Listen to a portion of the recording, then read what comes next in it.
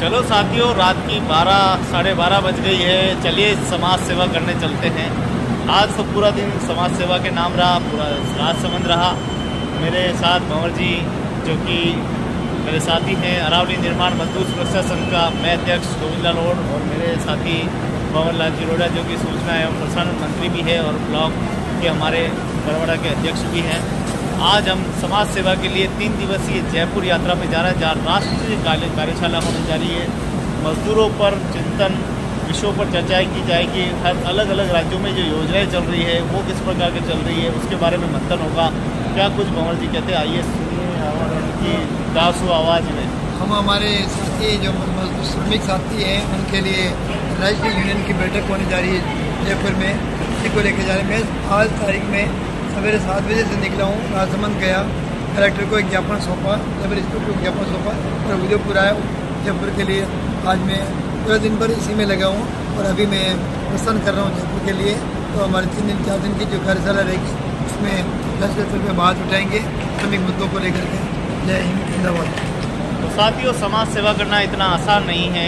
गांठ की रोटी और गोपीचंद बनना पड़ता है, लेकिन धन्य है हमारी संस्थाएँ और हमारे धन्य है हमारे आजीविका ब्यूरो के सभी कार्यकर्ता पदाधिकारी जो कि हम मजदूरों के प्रति समर्पण भाव रखते हैं।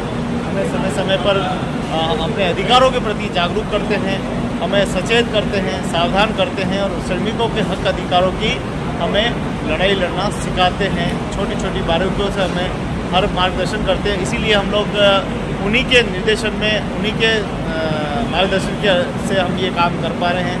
मजदूर भाइयों के सर्वांगीण विकास के लिए, मजदूर भाइयों के हितों की रक्षा के लिए कानून के बदलाव जो होने जा रहा है उसमें कैसे क्या हो रहा है, तो हर चीज़ हम बड़ी बारीकी से सीखते हैं।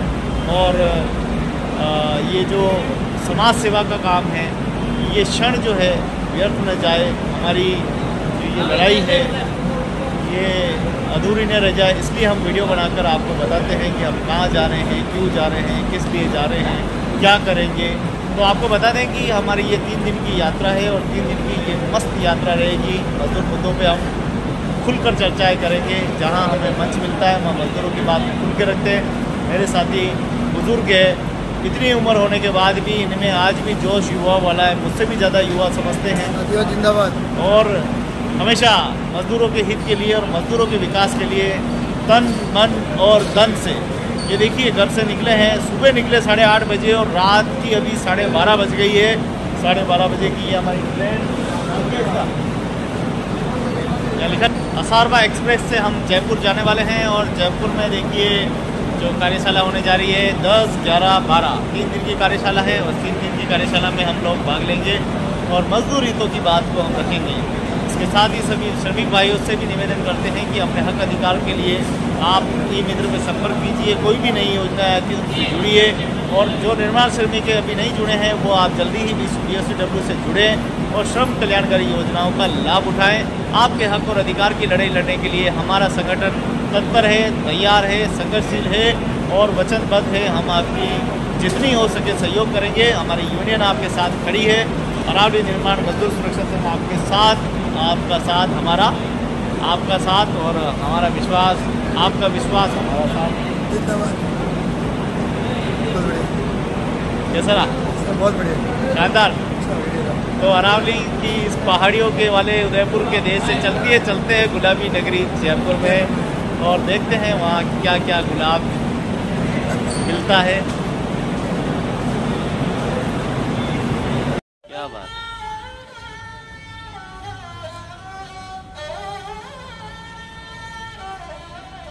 ये जैसे तुझको बनाया गया है मेरे लिए,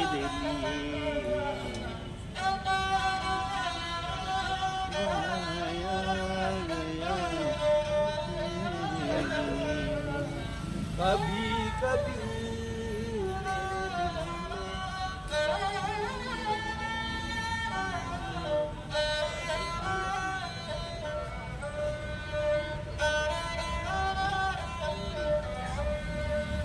बहुत ही सुंदर।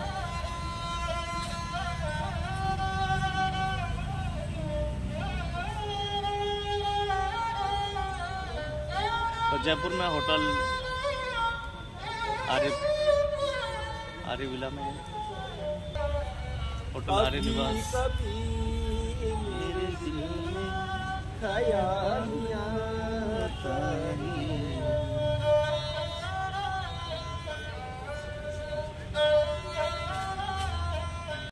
में देर लगाई ना, दर्जी के शर्म करने आई ना। सूट हो या साड़ी मेरी जिंदगी बेचारी, सूट हो या साड़ी मेरी जिंदगी बेचारी। दो पैसे के लिए मैं फिरूं मारी मारी, दो पैसे के लिए फिरूं मारी मारी। इतनी सी बात इतनी सी समझ न आई ना, क्यों अब तक ये लगाई ना, क्यों इतनी सी समझ में आई ना, क्यों अब तक अकल लगाई ना। मेरे सूट में जेब लगाई ना, दर्जी के शर्म तने आई ना।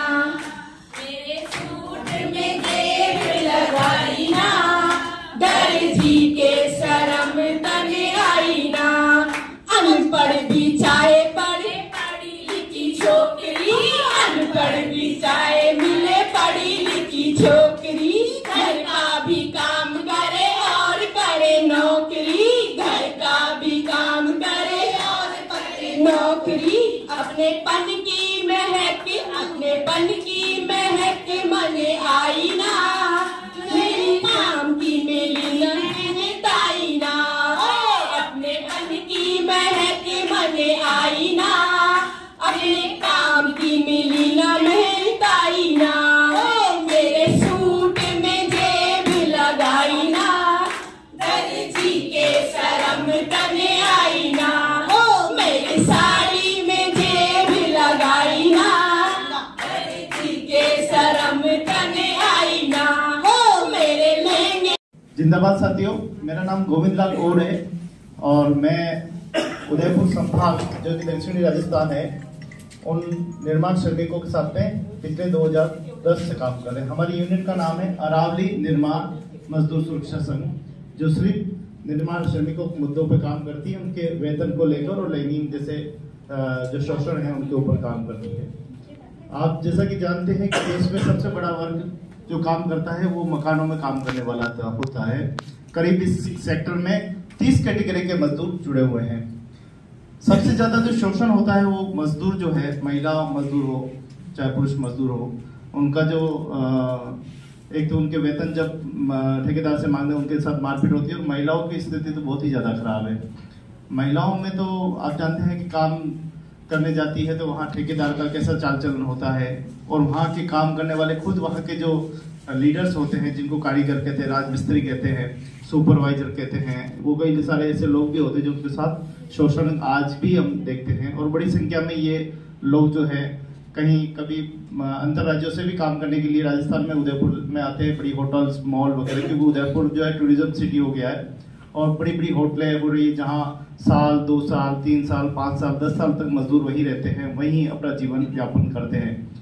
आप देखेंगे कि मजदूर तो एक काम करता है, लेकिन उसके साथ उसकी पूरी फैमिली आती है, पूरा परिवार आता है, उसकी पत्नी भी होते हैं, बच्चे भी होते हैं।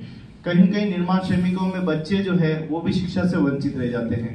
हालांकि कई संस्थाओं द्वारा उनको ट्यूशन पढ़ाया जाता है, लेकिन वो पर्याप्त नहीं है। वहाँ पे उनको कहीं न कहीं एक आप देखें तो बंधुआ मजदूर की तरह काम जो है वो कराया जाता है। उनकी घर के परिवार के साथ, उनकी बहन बेटियों के साथ भी कई प्रकार के शोषण होते हैं, और कार्यस्थल पर तो आप जानते हैं कि रोज शोषण उनके साथ होते हैं। हाथ टच करना, बातें करना, रिझाना, इस तरह की महिलाओं के साथ जो है ज्यादा अत्याचार इस सेक्टर में बहुत ज्यादा होते हैं निर्माण श्रमिकों। मेरे साथ भंवर लाल जी है जो हमारे अरावली निर्माण मजदूर सुरक्षा संघ में सूचना एवं प्रसारण मंत्री के पद पे हैं, वो भी अपने विचार व्यक्त करेंगे। साथियों जिंदाबाद। हमारे जो अरावली मजदूर संगठन जो बना हुआ है दक्षिणी राजस्थान में डूंगरपुर, बांसवाड़ा, उदयपुर, राजसमंद और चित्तौड़ तक पहुंच गए हैं, और अभी वर्तमान में हमारे 14,000 के लगभग हमारे श्रमिक जुड़े हुए हैं हमारे संगठन से, और उसमें 7,000 महिलाएं हैं। क्योंकि भवन निर्माण पे जो काम करते हैं हम तो महिला और पुरुष मिलकर करते हैं।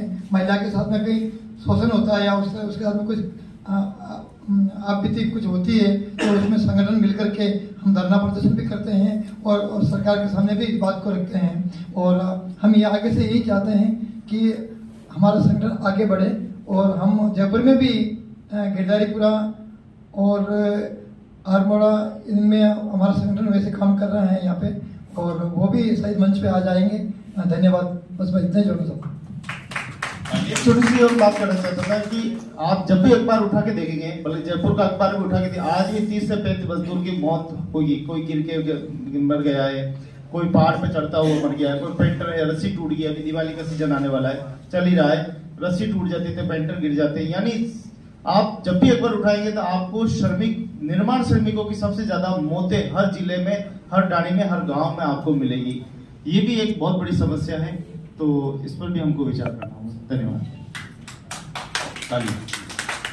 अगला सेक्रेटरी जो कि ऐप बेस्ड वर्कर के लिए काम करता है, जैसे कि Amazon, Zomato, Swiggy, Blinkit, urban company, Zepto, Dunzo, जितनी भी ऐप बेस्ड कंपनियां हैं जिनकी कोई पहचान नहीं है, हम उनकी पहचान दिलाने के लिए अभी राजस्थान सरकार ने एक बोर्ड बनाया था, उसमें भी हम लोग शरीक हुए थे और पूरी भूमिका निभाई थी। लेबर मिनिस्टर से बात की थी और जितने भी हमारे मतलब जब थोड़ा मतलब बुजुर्ग हो जाती है, जैसे बीडो है, सिंगल मदर है, और जब हस्बैंड वाइफ ही दोनों थोड़ा कमजोर हो जाते हैं, तो अपने रोजी रोटी या अपने बच्चों से अगर कोई सपोर्ट नहीं मिलता है तो मजबूरन जो है वो फुटपाथ पे आते हैं। तो उनको बाजार में, मंडी में जाके सामान का मोल भाव करना, उठा के लाके सारी चीजें करना, वहाँ पे उत्पीड़न, जो यौन शोषण, उस नजर से भी उन लोगों को देखा जाता है। साथ साथ उनको उस हिसाब से कानूनन जो है सामान बोझ उठा के ले जाने का, ये सारी चीज का उनको सुविधा नहीं मिलता है। और दूसरी बात है, जब वो फुटपाथ में सामान बेचते टाइम भी बहुत सारे मतलब हरासमेंट का भी उनको सामना करना पड़ता है। अगर कोई मतलब मदर, सिंगल मदर है तो उनका छोटे बच्चे हैं तो उनको घर में भी काम देखना है, बच्चे को भी संभालना है, ना उनके लिए कोई सपना होता है कि आपने से हासिल किए हुए मुद्दे। घरेलू कामगारों को 2008 में घरेलू कामगार अधिनियम कानून बनाया गया। 55 से 60 की महिलाओं को सम्मान धन योजना लागू की गई। कल्याणकारी बोर्ड का गठन किया गया। LIC के अंतर्गत जनश्री योजना लागू की गई। संगठन के विविध प्रशिक्षण कार्यक्रम द्वारा महिलाओं को उनकी समस्या छुड़ाने में सहयोग मिला। महिला सामूहिक सौदेबाजी के तहत छुट्टियां लाभ, हेल्थ विभाग में नोंदणी कार्ड देकर आरोग्य सुविधा का लाभ, वेतन में बढ़ोतरी करवाना, इस तरह के आर्थिक लाभ मिल रहे हैं। कोरोना में महाराष्ट्र में घरेलू कामगारों के लिए 2,500 करोड़ रुपए संत जनाबाई योजना अंतर्गत मिले थे। बराबर से जैसे राशन वगैरह भी मिले, कितने जनों के पास ऐसे ब्लैक से खाने की ताकत नहीं है, तो इस वजह से यही बात है। दोनों साथियों का बहुत बहुत धन्यवाद। मुझे लगता है ये जो ओल्ड एज की तरफ इशारा है ना, खासकर ऐसे जितने भी श्रमिक हैं, चाहे वो घरेलू कामगार में हो या निर्माण में हो, बुढ़ापे में अगर कोई सहारा नहीं है, बच्चा नहीं है, तो परेशानी है। तो ध्याना जी ने बहुत अच्छा मतलब उठाया। अच्छा, अभी हम लोग चाय का एक छोटा ब्रेक लेंगे। हिंसा होती थी क्षेत्र के आधार पर, जाति के आधार पर और एक महिला होने की। तो इस तरह की हिंसा जब झेलती, तो जब यूनियन की शुरुआत हुई, शुरुआत में इन सब मुद्दों को लेके हम लोगों ने काम शुरू किया कि जिससे वो अपना जीवन तो अच्छे से जी सके, क्योंकि महिला है तो क्या हुआ, सम्मान पूर्वक जीने का उसका अधिकार है। इस तरह शुरुआत हुई। अभी हमारी 42 जगह मीटिंग होती है। जयपुर के अलावा अलवर, अजमेर में भी हमारा काम शुरू हुआ है। अजमेर में हमारी 8 जगह मीटिंग होती है। और ये मीटिंग की शुरुआत क्यों हुई? ये मासिक मीटिंग की शुरुआत हमने इसलिए की कि जब हम घर घर जाके महिलाओं से संपर्क कर रहे थे तो बहुत सारी दिक्कतें सामने आ रही थी। तो उन दिक्कतों को हम कैसे हल करें, एक एक के घर नहीं जा सकते थे, तो वही महिलाओं से निकल के आया, क्या हम एक जगह ऐसी तय करें जहां आके हम अपनी समस्या बता सकें। तो ये सभी जो जयपुर के जितने पार्क हैं, पार्कों में हम लोगों ने मासिक मीटिंग शुरू करी। पार्क में बहुत सारी दिक्कतें आई, कि हम सरकार का नाम ले लेके जो मालिक थे उन्होंने कहा हम मीटिंग नहीं करने देंगे, या फिर जो लोकल जो लोग रहते हैं विकास समिति वाले उन्होंने कहा मीटिंग करने नहीं देंगे। लेकिन हमने कहा कि संविधान में तो सबको जीने का अधिकार और कहीं पे भी आने जाने की वो रख सकते, तो ये पार्क किस लिए है। तो फिर हम लोगों ने ये लड़ाई लड़ी और हम अब सभी जयपुर में सभी जगह पार्कों में हमारी मीटिंगें होती हैं और ये मीटिंग से बहुत सारी चीजें हमारी निकल के आई कि किस तरह से हमको अपने संगठन को मजबूत करना है। तो अभी वर्तमान में हमारे 30,000 के लमसम मेंबर हैं और अभी हमने दिसंबर तक 10,000 यूनियन के जो हमारे रिन्यू करने हैं उसका टारगेट हम लोगों ने लिया है। और हम लोगों ने एक जिला स्तरीय सम्मेलन किया जिसमें 80 महिलाओं की हमारी कमेटी बनी और उस कमेटी में ही सबने निर्णय लिया और सबके अलग अलग टारगेट दिए कि भाई अब 80 महिला हैं तो एक महिला के 125 का टारगेट हिस्से में आता है। और जो लोकल स्तर की जो कमेटी है जहां मासिक मीटिंग होती है, हमारे यहाँ 3 तारीख से लेके 30 तारीख तक मासिक मीटिंग होती है पूरे जयपुर में। तो हर जगह की जो कमेटी है जहाँ मासिक मीटिंग वहाँ कमेटी बनी है 5 से लेके 11 महिलाओं की। तो इस तरह से हम लोगों ने ये टारगेट लिया। और जो अभी जो वर्तमान में हमने जो शुरुआत करी थी, बहुत सारी दिक्कत थी राजस्थान के अंदर, तो हम लोगों ने न्यूनतम वेतन कानून उसमें घरेलू कामगारों के लिए यहाँ बना है राजस्थान में, उसकी लड़ाई लड़ी और वो हम लोगों ने बनवाया। बाकी अभी सरकार के साथ बहुत सारी लड़ाइयाँ हैं जो कानून की बात कर रहे हैं, सामाजिक सुरक्षा की जो घरेलू कामगारों को होनी चाहिए वो भी सरकार अभी तक सुनी नहीं है और हमें लगातार सरकार के साथ तो काम कर ही रहे हैं। दूसरा जो अभी हम जो महिलाओं के साथ जो काम कर रहे हैं घरेलू कामगारों के साथ, उसमें हर तरह हमने सोचा कि किस तरह से और इसको बदलाव की तरफ लिया जाए। तो उसमें हमने पूरे परिवार को साथ में लिया और हमने बेटियों के साथ भी काम शुरू किया और उसके बच्चों के साथ भी काम शुरू किया। उसी में ही हम लोगों ने देखा कि अभी महिला है वो किस तरह से अपने घर को देख रही हैं। जब पति है, बच्चा है, किससे, तो पहले तो क्या वो बच्चों को पढ़ाते नहीं थे। अगर गांव से आएंगे, पूरा परिवार गांव से आया तो बेटी को भी काम पे लगाएंगे और बेटे को स्कूल भेजेंगे। लेकिन लगातार जब हम लोगों ने मीटिंग करी, ट्रेनिंग करी, तो फिर बेटियों को भी अभी स्कूल जाने लगी हैं बेटियां, और बेटियां पढ़ के डिग्री भी हासिल करी है। होटल मैनेजमेंट का कोर्स किया, आज दुबई में भी नौकरी कर रही है ये संगठन से सोच लेके। तो इस तरह का बदलाव भी हमारे यूनियन में आया है। और दूसरा जो महिलाएं, पहले हम लोग खुद जा जाके बातें करते थे हर केस को लेके, छोटी सी बात होगी। अभी अपने स्तर पे तो महिलाएं मासिक मीटिंग भी करने लगी हैं।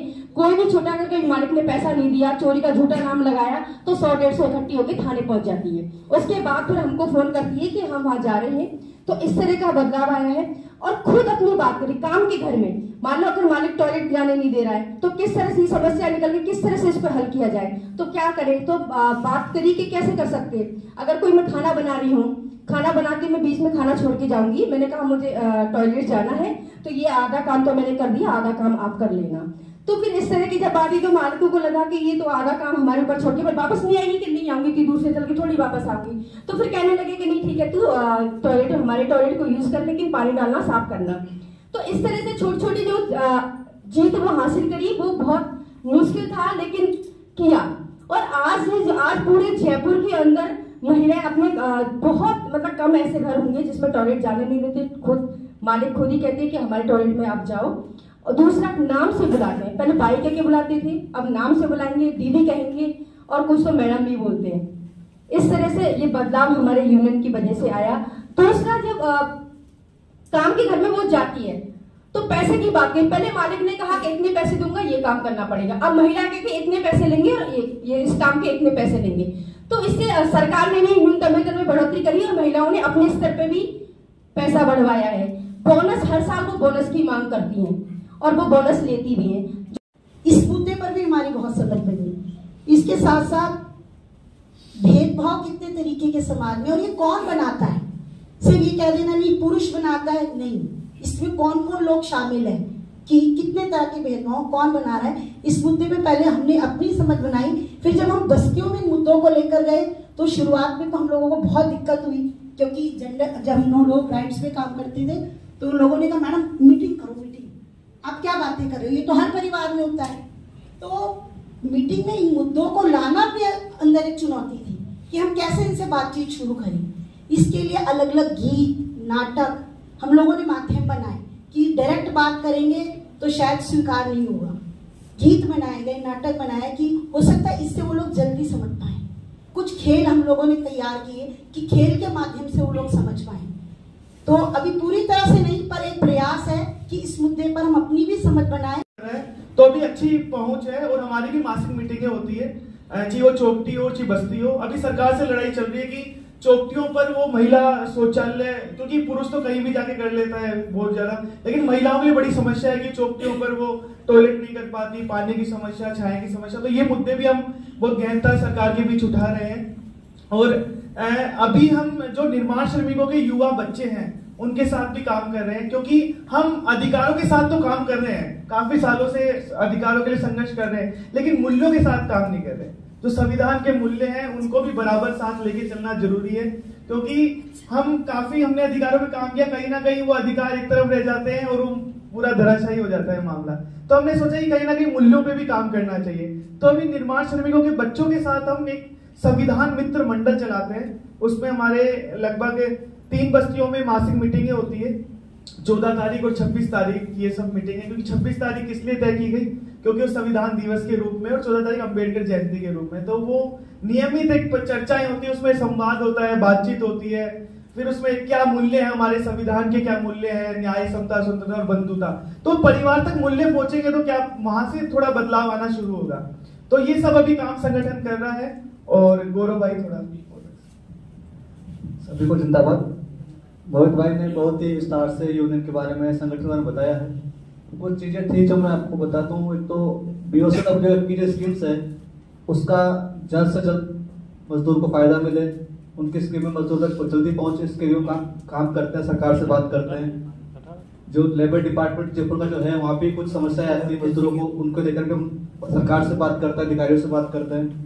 तो कुल मिलाकर के हमारा एक उद्देश्य है कि रोटी, कपड़ा, मकान और सम्मान, ये 4 चीजें हर मजदूर का हक है, उससे मिलना चाहिए। हम इस इलाके में रहेंगे। और एक बात और जोड़ूं मैं कि हमने एक चर्चा और करी थी कि मजदूर वर्ग थोड़ा शराब में ज्यादा है। तो हमने बात की थी चौपटी पे कि महिला जब दोनों काम करके साथ आ रहे हैं तो वो साथी तो श्रमिक साथी तो जाएगा ठेके की तरफ और महिला जाएगी चूल्हे की तरफ। तो ये बहुत बड़ी गहरी है, समानता है। तो उसमें भी हम निरंतर संवाद और कठपुतली के माध्यम से भी हम बात करते हैं, इससे मजदूरों को छोटे छोटे तरीकों से भी समझ सके। धन्यवाद।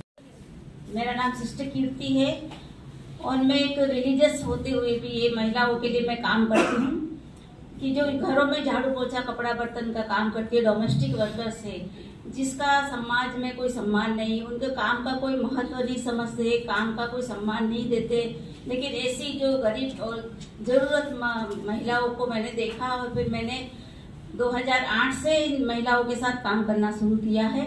और 2012 में हमारा इसका रजिस्ट्रेशन हुआ यूनियन का, ट्रेड यूनियन का। और आज हमारे साथ में कम से कम 10,000 तक महिलाएं हमारे साथ में जुड़ी है। राजस्थान में उदयपुर, चित्तौड़, कोटा, बांसवाड़ा, डूंगरपुर एरिया में मैं काम करती हूँ। और उन महिलाओं को सरकारी योजनाओं से हम जोड़ते हैं कि वो सुबह से शाम तक दूसरों के घरों में काम करने जाती है, दूसरों के घर को संवारती है, साफ सुथरा रखती है। तो उस काम का कोई महत्व, जिस घर में जाती है कोई महत्व उनको नहीं देता, काम का कोई सम्मान नहीं करता है। अभी अक्टूबर 7 को विश्व में महिला सम्मान, जो डोमेस्टिक वर्कर्स डे के, जो उनका काम का सम्मान पूर्वक दिवस मनाया गया। लेकिन वो मनाया जो संस्था जो चलाती उन्हीं के द्वारा, लेकिन जो मालिक लोगों ने उनको कोई रिस्पॉन्स देते नहीं, उनका काम का कोई महत्व नहीं समझते। वो ऑफिसों में जाती है, काम करती है, लेकिन जब वो घर पर आती है तो उनका घर इतना अच्छा साफ सुथरा मिलता है तो उनको बहुत सुकून मिलता है। लेकिन वो सुकून उस बाई के तरफ से मिलता है जो काम दिन भर काम करती है, बच्चों को संभालती, बच्चों को भोजन कराती, स्कूल से लेकर आती जाती, पूरा दिन का काम तो वो महिला ही करती है। लेकिन उस जगह पर उसको मान सम्मान नहीं मिलता है, उनको एक नौकरानी की तरफ से ही देखा जाता है। आज भी हमारे उदयपुर में मैंने कई जगह पर देखा जो राजपूत समाज है, बड़े लोग, लेकिन उनको उनका बर्तनों में पानी पीने के लिए भी वो ग्लास अलग से रखते हैं और टॉयलेट की सुविधा नहीं देते थे। लेकिन जब हमारे साथ में यूनियन में जुड़ी और यूनियन का जो कार्ड लेकर वो पहनकर जाती है और हमने उनको मीटिंगों के द्वारा उनको बताया कि आप अपना काम का मोल भाव तोल करना सीखना पड़ेगा, तभी आपको सही दाम मिलेगा, आपका काम का सम्मान मिलेगा। इस प्रकार हमने हर महीने में बस्तियों में अलग अलग जगह पर लीडरों के द्वारा हम मीटिंग करते हैं। बाकी बात वर्षा जी बताएंगे। नमस्ते सभी को, मेरा नाम वर्षा, मैं चित्तौड़ से हूँ। जैसे घरों में काम करने वाली महिलाओं को पूर्ण श्रमिक का दर्जा भी नहीं मिल पा रहा है। जैसे महिलाओं को सामाजिक सुरक्षा, महिलाओं को सुरक्षा का कानून बनाने के लिए महिलाओं कल्याणकारी बोर्ड की स्थापना हो। जैसे आज के दौर में महंगाई की राहत नहीं मिल रही महिलाओं को, जैसे शौचालय की व्यवस्था का कार्यस्थल पर न होना, महीने की 4 छुट्टी का प्रबंधन महिलाओं को नहीं मिल पा रहा है, आवास में किराए और परिवारों में निःशुल्क आवास में नहीं मिल पा रहा, कच्ची बस्ती में रहने वाली महिलाओं को भूमिगत अधिकार नहीं मिल पाता है। जैसे घरों में कामगार पूरे परिवार को निःशुल्क चिकित्सा की व्यवस्था भी नहीं मिल पा रही महिलाओं को। इन संगठनों के कार्य स्थल पर मजदूर की तरह भविष्य निधि योजना से नहीं जोड़ पा रहा है महिलाओं को। जैसे श्रमिक का पूर्ण दर्जा नहीं मिलता, इनका मजदूर कार्ड नहीं बन पा रहा है महिलाओं को, जो घरों में काम करती महिलाएं। इनकी बच्चों को जैसे उच्च छात्रवृत्ति की योजनाओं से भी वंचित किया जा रहा है। इन महिलाओं के बच्चों को जैसे अधिकारों को लेकर वार्तालाप होकर गए, इन महिलाओं की मांगे रखी हमने सरकार के सामने। बात रखना मांगती है कि वही डोमेस्टिक वर्कर्स की जो बच्चे हैं वो सरकारी स्कूलों में अधिकतर जाते हैं, तो अच्छी शिक्षा नहीं मिलने से घर में माता पिता भी उनको पढ़ा नहीं पाते। तो हमको शाम को हुई बस्ती के ही कोई अच्छी जो पढ़ी लिखी लड़की है, महिला है, उन्हीं से बच्चों को 1 घंटे का ट्यूशन देते, उनसे ही होमवर्क कराते। और आज उन्हीं जो ट्यूशन सेंटर में आने वाले बच्चे भी अभी अच्छे पढ़ते हैं। कई एयर होस्टेस के लिए भी 2-3 लड़कियां गई, पढ़ाई किया और उनको अभी जॉब के लिए अप्लाई कर रही है। इंजीनियरिंग भी सीख रही है, बीएड भी किया। ऐसे हमारे जो ट्यूशन सेंटर है वही बच्चों के द्वारा हमने बच्चों को आगे बढ़ाया है। और उन्हीं बच्चों को अभी हमने चिल्ड्रंस पार्लियामेंट के हिसाब से बच्चों का एक चिल्ड्रंस पार्लियामेंट भी बनाया है कि वही बच्चे जो बस्ती में से अच्छे लीडर उभरते आए तो अपनी बस्तियों में भी वो बहुत कुछ परिवर्तन ला सकते हैं, अपने परिवार में, समाज में, बस्तियों में। इसलिए हम उनके बच्चों को भी थोड़ा आगे बढ़ाने के लिए कोशिश करते हैं। धन्यवाद। और कोई साथी?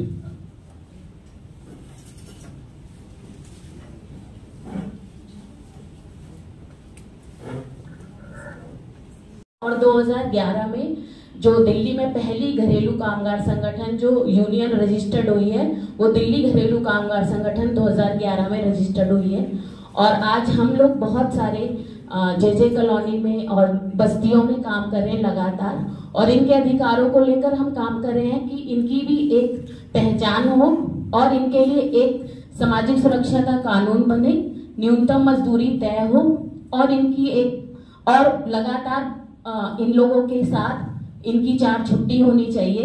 इनके स्वास्थ्य के लिए ESI का कार्ड बनना चाहिए, क्योंकि जब भी हम बीमार होते हैं तो जो पूरा महीना हम कमाते हैं वो डॉक्टर के पास दे आते हैं। और साथ ही जो हम काम पर आ रहे हैं और जा रहे हैं उसके बीच में पहले और बाद में हमारी एक सुरक्षा होनी चाहिए, एक कमेटी का गठन होना चाहिए। मान लो अगर घरेलू कामगार महिलाओं के साथ कुछ भी दिक्कत आती है तो वो कमेटी इसको सॉल्व कर सके। और दूसरी बात, लगातार हम महिलाओं के ऊपर जो घरेलू कामगार महिलाएं हैं, सबसे कॉमन चीज है अगर हम ये बोलेंगे कि हमारी तनख्वाह बढ़ा दो या वो हमारे साथ गलत कर रहे हैं तो वो सीधा चोरी का इल्जाम लगा देंगी और काम से निकाल देंगी।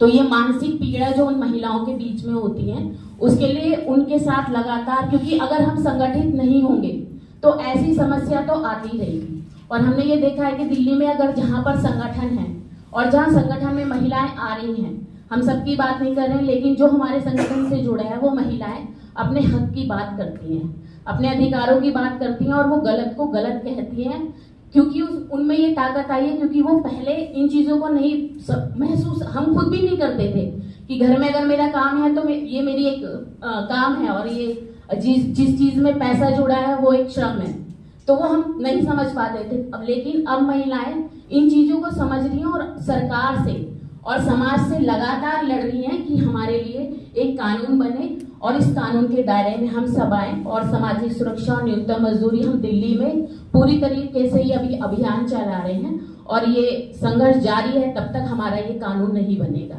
ना होना चाहिए पेंशन तो हम जब वो 65 साल के बाद रिटायर्ड होती है तो कोई सेविका जो है मददनीश है उनकी इतनी हालत बुरी होती है, बच्चे घर से निकाल देते हैं, बच्चों कोई उनका ये नहीं करता, पालन पोषण करता नहीं, उनकी बहुत हालत खराब है।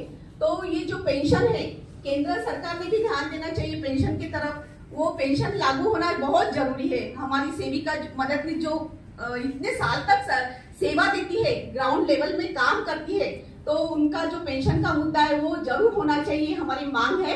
धन्यवाद। अगले साथी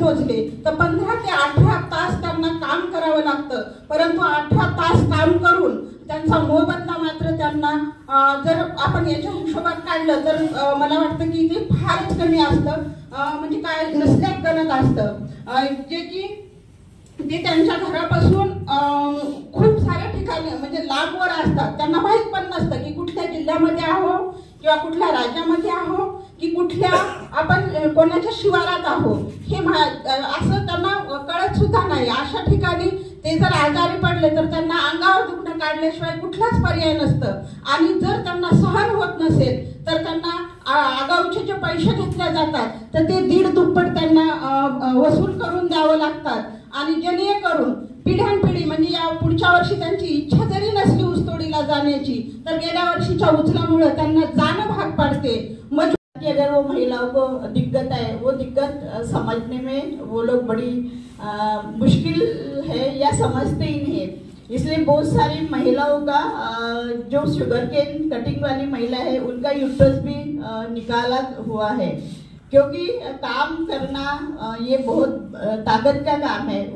शुगर केन कटिंग करना वो बहुत हार्ड होता है, और वो कटिंग करके जमा करके वो पूरा बोझा सर पे उठाना, ये काम महिलाओं यानी पुरुषों के साथ में महिला भी उसी तरह का काम ये लोग करते हैं। तो इनका जो संगठन है वो चाहती है, क्योंकि मजदूरी जो है वो पुरुष के ही नाम से मिलती है, महिला अगर काम करती है लेकिन महिला के नाम से वो मजदूरी नहीं मिलती, तो इसलिए इन्होंने ये संगठन स्थापन किया है। और वो संगठन में महिला की मजदूरी जो है कि महिलाओं का जो हिस्सा है वो महिलाओं के पास ही मिलना चाहिए, ऐसा इनका मकसद है, इसलिए ये लोग काम घर में रखती है तो भी वो सुरक्षित नहीं है, और अगर साथ में लेके जाते हैं तो भी वो सुरक्षित नहीं है, क्योंकि वो जहाँ जाते हैं खेत में वो गांव से 10-15 किलोमीटर, कभी कभी तो 20 से 25 किलोमीटर ज्यादा अंतर होता है, वहाँ वो डेरा डाल के रहते हैं। तो इसीलिए वो बच्चियों के साथ में लेके जाती है, मगर वहाँ वो सुरक्षित नहीं होती। सुरक्षित क्यों नहीं होती कि जो खेती वाले जो मालक होते हैं उन बच्चों के ऊपर नजर रहती है कि अभी उनके माँ बाप जैसे कि वो काम पे गए हैं, अभी बच्चियां हैं साथ में, तो छेड़छाड़ का प्रकरण जो है ज्यादा से ज्यादा होता है। और एक बात ऐसी है कि वो जहाँ जाते हैं वहाँ कोई शौचालय नहीं होता, कोई बाथरूम नहीं होते हैं, तो वो उन लोगों को क्या करना पड़ता है कि जब मतलब दिन निकलने से पहले जैसे 3 बजे वो उठते हैं तभी वो जाते हैं बाहर शौच के लिए, तो तभी भी वो जो खेती वाले लोग होते हैं, किसान लोग, वो उनके ऊपर नजर रख के रहते हैं कि अभी महिलाएं आई है अंधेरे में, तो कभी कभी मतलब उनके ऊपर अत्याचार भी होता है। तो हम जब काम कर रहे हैं हमारे संगठन के, हमारा ऐसा मतलब कहना है कि उन लोगों के लिए एक बेहतर घर हो, दूसरा कोई नहीं है तो एक चलता फिरता शौचालय तो हो ही हो, जो कि महिलाओं सुरक्षित रख सके। और अभी मतलब हम जहाँ काम करते हैं, इतने दिनों से लोग काम करते हैं, 20-25 साल हो गए, अभी बूढ़े हो गए, उन लोगों को अब काम नहीं होता है और गांव में कुछ काम भी नहीं मिलता है, तो उन लोगों का क्या है, अब तो उनको काम नहीं होता है, तो उनके लिए पेंशन की योजना शुरू करें, और वो लोगों के मतलब उन लोगों को वहाँ खेती में कुछ मतलब मानधन देके रखे कि वो बच्चों के वो सुरक्षा कर सके।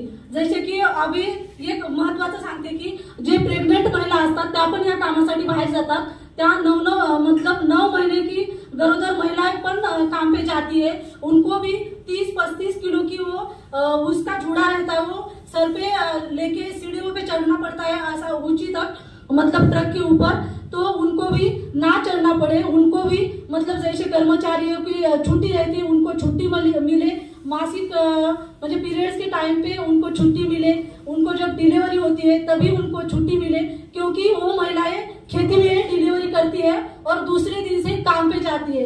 वो हमारा संघर्ष चल रहा है कि उनको छुट्टी मिले।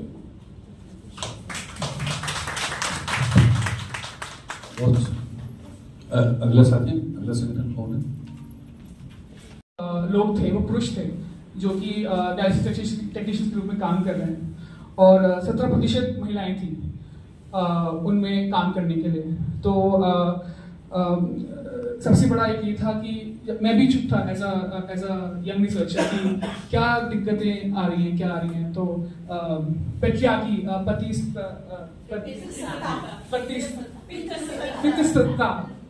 पेट्रियार्की, तो मेरे बाद में वो बात खटकी और मैंने पूछा, तो जो भी वर्कर्स थे उनसे बात हुई कि हमारे यहाँ पर पुरुषों को डायलिसिस टेक्नीशियंस के रूप में देखा जाता है, महिलाओं को नहीं देखा जाता। और उस रूप से एक काफ़ी इम्पोर्टेंट बात निकल के आई। तो उसी को लेके हमने बात की कि अभी का माहौल कैसा है। तो अभी लोग आ रहे हैं, जुड़ रहे हैं और होपफुली जब ये रिपोर्ट आएगी तो फिर मैं आप लोगों के साथ साझा करूँगा। इसके अलावा हमने वेजेस के ऊपर भी देखा था कि क्या महिलाओं और पुरुषों में डिफरेंसेस हैं और क्या क्या चीज़ें हैं जहाँ पे एक महिलाओं को, क्योंकि महिलाओं, जैसे आप कुछ साथियों ने बताया कि महिलाओं का अनपेड वर्क भी होता है घर पे। एक तो वो अपनी कार्यस्थल पे काम कर रही हैं और कुछ घर पे काम कर रही हैं। तो उस पर भी हमने बात की। तो मुझे एक ने बोला कि भैया हम तो दो जगह काम करते हैं और तनख्वाह में एक ही मिलती है। तो वो भी मेरे लिए एक नई समझ बनी। बाकी होपफुली आने वाले कुछ दिनों में मैं साझा करूँगा आपके साथ। धन्यवाद। और हम लोगों ने कुछ चार्टर ऑफ डिमांड बनाई है जिनमें हमारे बहुत सारे मुद्दे हैं, उन मुद्दों को बार बार उठा रहे हैं। उनमें से कुछ मैं मुद्दे बताना चाहता हूँ। जैसे कि हमारा एक महिलाओं के लिए सबसे बड़ा उसमें जो मुद्दा है, जैसे कि महिला काम करती है वहाँ पे, तो वहाँ एक 22 kg का वेट होता है उनको, क्या है, लेकिन 22 से ज़्यादा वेट आ जाता है। किसी स्टेशन पर कोई महिला अगर काम कर रही है सिंगल तो उसे 22 से ज़्यादा वेट उठाना पड़ता है। और बाकी उनके लिए हम वहाँ पर क्रेच शिशु गृह की डिमांड हमने रखी है। और पवन, थोड़ा सा ना अमेजन क्या काम करता है, थोड़ा बताओ ना जी। आप जो काम करो क्या बताओ थोड़ा हल्का सा। अमेजोन के बारे में बताना है। जो आप काम करते हो वेयर हाउस में, अमेजोन क्या है, एक गोदाम है, वेयर हाउस है। वो क्या है, ई कॉमर्स कंपनी है। वहाँ पे जो सेलर्स हैं वो अमेजोन सेलर्स से कस्टमर को जोड़ने का काम करता है सीधा। जब वो सेलर से प्रोडक्ट आता है अमेजोन के वेयर हाउस में, तो हम लोग क्या है, जितने भी वर्कर्स हैं वहाँ पे पैकिंग, पिकिंग और लोडिंग अनलोडिंग ये काम करते हैं वहाँ पे। तो वहाँ पे हमें बहुत सारी प्रॉब्लम्स फेस करनी पड़ती हैं उसमें, जैसे कि सेफ्टी इशू। अभी क्या है, कुछ दिनों पहले जो मेरे साथी हैं राजेश काम कर रहे थे वहाँ पे, तो इनकी क्या है, कन्वेयर में उंगली दब के कट गई थी। तो वहाँ पे जो मैनेजमेंट था उन्होंने क्या है, इन्हें ही दोषी ठहरा दिया कि आप ग्लव्स नहीं पहने थे। और जब ये ग्लव्स पहने हुए थे तो वहाँ पे कुल मिला के जो मैनेजमेंट है वो वर्करों की नहीं सुनता। वो ओनली जो अपने सीनियर्स हैं, अगर सीनियर्स ने बोल दिया कि नहीं इसकी गलती थी तो उन्हीं की वो मानेंगे कि हाँ वर्कर की गलती थी। तो बहुत सारी प्रॉब्लम्स हैं, उनके लिए हमने डिमांड बना रखी हैं और हम अपनी उन डिमांडों को पूरा कराने के लिए प्रयास कर रहे हैं। जैसे कि कुछ जो महिलाएं होती हैं वहाँ पे जो डेजिग्नेशन दे रखी है PAPS, तो वो क्या है, एसोसिएट्स लेवल के ऊपर होते हैं PAPS। तो जो महिलाएं होती हैं उनसे क्या है, वो एक मिसबिहेव कर देते हैं, कैसे भी बोल देते हैं। जो महिलाएं होती हैं उनसे तू करके बात करते हैं। और अगर कोई महिला बोलती है कि मैं तुम्हारी कंप्लेंट करूंगी HR पे, तो बोलते हैं तू क्या करेगी, HR मेरे बैठने वाला है। तो ऐसे करके महिलाओं के खिलाफ वहाँ पे बहुत सारी गलत बातें भी की जाती हैं। फिलहाल मुझे एक लड़की ने बताया था जो कि अमेजोन में काम करती थी, वो गई थी ज्वाइनिंग करने, रीज्वाइनिंग करने। तो जो वहाँ पे एक डिपार्ट है LND, लर्निंग एंड डेवलपमेंट। तो वहाँ उन्होंने बोला कि सर उन्होंने अपने डिपार्ट का नाम बताया सी रिटर्न, कि सर मैं ऐसे ऐसे उस डिपार्ट में काम कर चुकी हूँ, तो जो मेरी ज्वाइनिंग है आप उसमें करवा दीजिए। तो जो LND का जो मैनेजर था उसने बोला नहीं मैम, यहाँ पे सिर्फ जो आउटबाउंड डिपार्ट है जहाँ से सामान जाता है उसमें ही हायरिंग है। तो उस लड़की ने क्या द्वारा बोला कि नहीं सर मेरी वहाँ ज्वाइनिंग करवा दीजिए। तो वो मैनेजर बोलता है अगर करना है तो यही काम करो, वरना मैं तुम्हें छत के बाहर फेंक दूंगा। तो कुल मिला के महिलाओं से वहाँ ऐसा भी बोला जाता है, तो उसके खिलाफ हम लोग उन डिमांडों पे काम कर रहे हैं, जिसमें हमारी मेन डिमांड है कुछ मैं बताना चाहता हूँ। एक सैलरी की 25,000 सैलरी हर अमेजोन का जो एम्प्लॉय है, क्योंकि अगर आप काम का फ्लो देखो तो काम के फ्लो के हिसाब से वहाँ 10,000 सैलरी सफिशियंस है ही नहीं, क्योंकि इतना काम कराते हैं। क्योंकि बंदे नाइट में भी मेंटली प्रेशर इतना हो जाता है कि वो ये फील करते हैं सोते टाइम कि वो कंपनी में।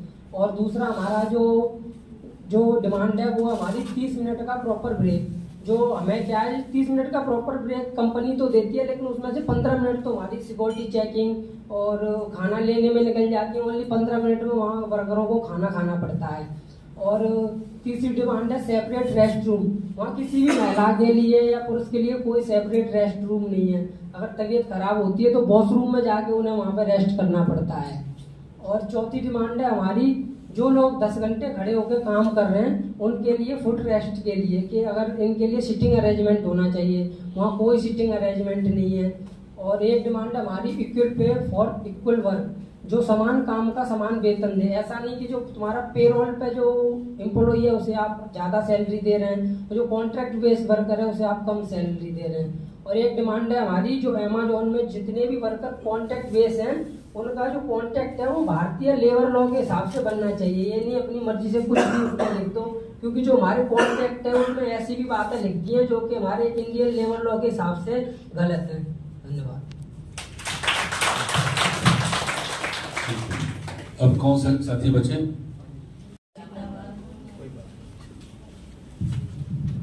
हम लोग गुजरात से है, अहमदाबाद से, और हमारा संगठन है मजदूर अधिकार मंच। मजदूर अधिकार मंच अहमदाबाद में 2008 से शुरू हुआ था और 2009 में इनका पंजीकृत हुआ।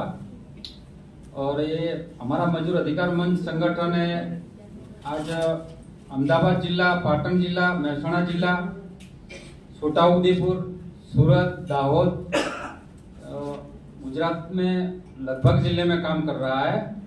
और हमारा संगठन यही काम कर रहा है, जो असंगठित क्षेत्र के मजदूर है, संगठित क्षेत्र के मजदूर है, इनके ऊपर काम कर रहा है। ज्यादातर ईंट भट्ठों के मजदूर है उनके ऊपर काम कर रहा है। उनको पूरा मुआवजा मिल रहा है नहीं मिल रहा है, इनके बारे में ये रखता है। और भाग्या मजदूर है जहाँ पे, वहाँ भी हमारा संगठन काम करता है। हमारा संगठन मजदूरों के बीच में जाके उनको पहचान बनाता है कि हमारा संगठन क्या काम करता है मजदूरों के लिए। हमारा पर्चा बांटता है, हम लोग पर्चा बांटते हैं वहाँ जाके मजदूरों के बीच में, हमारा कार्ड देता है। और हमारा एक हेल्पलाइन नंबर भी है, जो कहीं भी मजदूर लोग काम करते हैं, बांध काम साइड पे हो, खेत मजदूर में हो, ईंट भट्ठा यूनियन में काम करते हो, वहाँ कोई भी परिस्थिति मजदूरों के खड़ी होती है तो ये मजदूर हमारा कांटेक्ट तुरंत कर सकता है। हमारा प्रदेश कार्यालय है वो अहमदाबाद के अंदर है। और गन्ना, जो ये अपनी बहन ने बताया था कि जो महाराष्ट्र से लोग आते हैं गन्ना कटाई के लिए, सूरत के अंदर, तापी, व्यारा, वांसदा के अगल जो नजदीक एरिया जहाँ पड़ता है वहाँ गन्ना ज्यादा पकता है, तो उन लोगों को बहुत दिक्कतें पड़ती थी। जो ठेकेदारों के और इनके बीच में जो इनका जो मजदूरी का पैसा जो मिलता था वो नहीं मिल रहा था, ठेकेदार खा जाता था इनका पैसा। और एक जोड़ी के 300 रुपया मिलता था रोज का काम का। और हम लोगों ने आंदोलन चलाया, ये लगभग 6 महीने पहले एक आंदोलन किया था सूरत के अंदर। तो हमने बात सरकार के सामने रखी कि हमारे जितने गन्ना कटाई के मजदूर लोग हैं उनको 467 रुपया मिलना चाहिए। तो सरकार ने परिपत्र किया, वो अभी मिलना चालू हो गया है, पहले ये नहीं मिल रहा था। और ईंट भट्ठा जहाँ पे चलता है, ईंट भट्ठा के अंदर ज्यादातर लोग झारखंड के, यूपी, बिहार के आते हैं। तो उन लोगों को 1000 ईंट बनाने का, कच्ची ईंट बनाते थे तो उनको 500 रुपया मिलता था। हम लोग ने उनके ऊपर भी आंदोलन किया कि इनको 1000 रुपया मिलना चाहिए 1000 ईंट का। तो वो भी परिपत्र हुआ सरकार की तरफ से। फिर हमारा बस्तियों में भी, छोटी मोटी बस्तियों में, झुग्गी झोपड़ियों में भी काम रहता है महिलाओं के साथ शोषण का होता है, जाति जुल्म का होता है, उसके बारे में भी हम लोग एक लीगल टीम बनाया है। वो टीम हमारी काम करती है और तुरंत इनको इन्फॉर्म करती है, बोलती है कि ये जगह पे ऐसा ऐसा हादसा हुआ है, इनके साथ ऐसा मारपीट हुआ है, इनके साथ ज़्यादातर हुआ है, तो ये टीम पहुंच जाती है। अभी तक बहुत सारे ऐसे केस आए हैं, जो रेप के केस आए हैं, छेड़ती के केस आए हैं, जो ये हमारी लीगल टीम है वो सीधा ये ऐसे इश्यू में तो सीधा पुलिस केस ही करवाती है और इनको सजा शिक्षा दे वैसा प्रावधान करवाती है साथ में रह के। जो कच्ची बस्ती में लोग रहते थे, प्रवासी मजदूर जो यूपी बिहार और झारखंड से जो 10 साल से पहले जो रहते थे लोग, उनके झुग्गियां झोपड़ियां वो गिराई जाती थी जो नगर पालिका द्वारा। तो हमने ये काम किया, उनके ऊपर स्टे लाया कि जो लोग 10 साल से रह रहे हैं अपने बच्चा परिवार के साथ, तो उनकी झुग्गियां झोपड़ा तोड़ना नहीं चाहिए, उनको व्यवस्था पहले कर दो फिर तोड़ो। तो अभी कोर्ट में हम लोग पहले सरकार ने नहीं माना तो हम कोर्ट में गए, तो कोर्ट ने अभी हाई कोर्ट ने स्टे आया है। तो जितने अहमदाबाद के अंदर 10 साल से जो बाहर के प्रवासी मजदूर लोग रह रहे हैं, उनके झुग्गी झोपड़ा तोड़ने नहीं तोड़ना, ऐसा फरमान हाई कोर्ट ने किया है। और जहाँ पे महिला काम करती है ज्यादा कंस्ट्रक्शन लाइन पे, तो इनके साथ में छोटे छोटे बच्चे होते हैं, वो इनके पढ़ाई छूट जाती है। तो हम लोग ने एक कैंप बनाया है कि इनकी जो बस्तियों में रहती है और जहाँ निर्माणाधीन काम होता है, तो जहाँ 100 के अधिक परिवार जो रहता है, तो इनके वहाँ पर अपने ट्यूशन क्लास चालू करता है हमारा संगठन, और वहाँ भी पढ़ाई शुरू करवाते हैं और किताबें भी फ्री में मुफ्त में हमारा संगठन देता है।